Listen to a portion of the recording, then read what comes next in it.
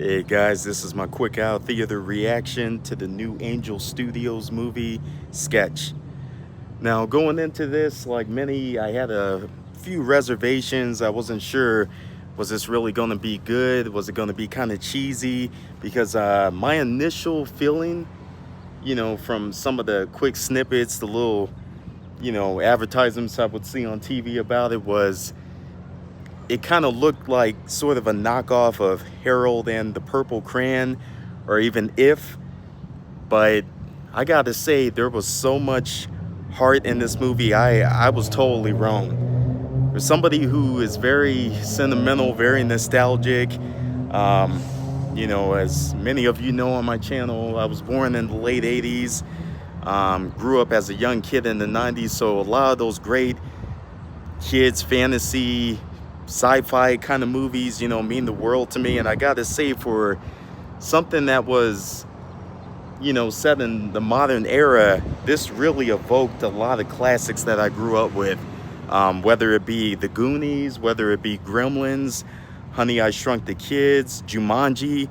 It was just a very magical film. I thought actor Tony Hale did a great job of really kind of holding things together and giving a brilliant performance. The entire cast was great. All the kids sort of had a Goonies sort of vibe about them too, and everybody just did a great job in this film.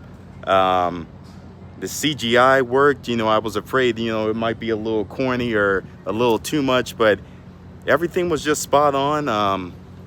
Really glad that I saw this film, and it really did a great job, kind of handling grief, lack of communication, how important it is, to have family and to communicate with others. And, it deals a lot with, the loss, because Tony Hale's two children, they only have him as their parent. They lost their mom some years back, and I thought the emotion, the dialogue was all very realistic. I believed everything that the actors conveyed on that screen, and everybody just did an incredible job.